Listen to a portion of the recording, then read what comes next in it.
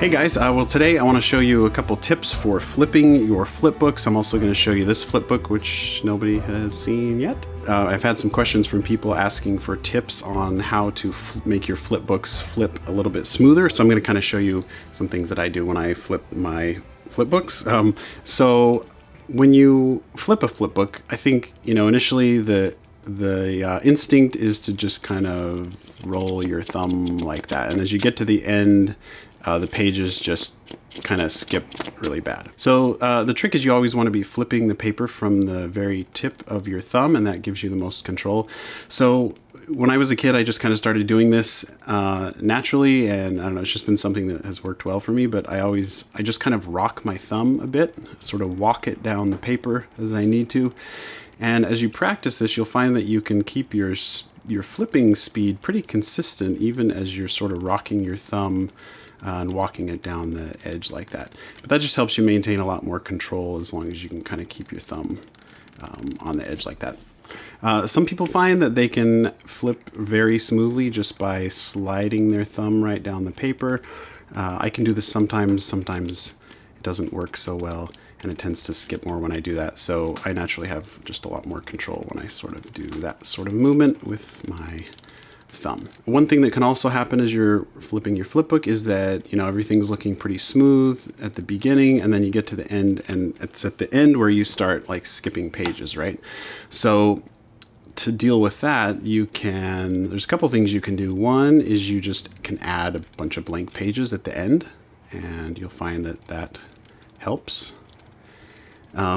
You can also just sort of extend out your last pose. You can just hold it for several pages, and that way when you get to the end of your flipbook, you've got several pages where the character or whatever is holding the same pose, and so it doesn't matter too much if you're skipping a few pages there at the very end. And something else to think about is how thick the paper is that you're using. But I really like thicker paper, and that's like what I use and what I have in my kit is this like thicker flipbook paper. Something else I like about using thicker paper is that the paper flips faster, meaning that when you actually flip a page, it moves, from here to there really fast. And so that helps everything just look a bit cleaner as well. Like there, you can hardly even see the page moving, whereas if you're using thinner paper, like a thin sheet little notebook or something like that, it's not as easy to get the paper to just sort of snap over. So that's why I like to use thicker paper. One other thing that also obviously helps is to make sure your paper is lined up very evenly at the end before you put your screws in and tighten them down. The more even that you can keep your page down here, the more that's going to help you to not be skipping pages as you flip. And last but not least, this is a flipbook that I started forever ago, and I just decided to just go ahead and finish it today. It's just a silly little thing, but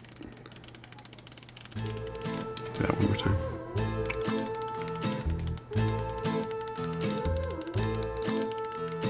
See, the problem was why I didn't finish it originally, it got to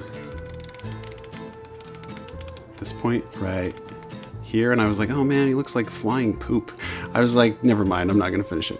But today I was like, oh, you know what? I think I could salvage it actually. I could just make it feel like it's just sort of a stretch, and then just kind of bounces up into it a little bit. So I think I was able to kind of save it.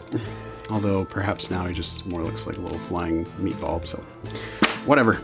So that's it for today. Just wanted to give you guys those flipping tips. I hope that helps a little bit as you make your own flipbooks. I've got some other videos that are in the works. One of my next videos coming out is going to be a studio tour. A lot of you guys in my last video noticed that I'm in a new space, so I'm excited to tell you guys all about that and show you around. Leave any comments or questions below. Stay creative. That's it for this video.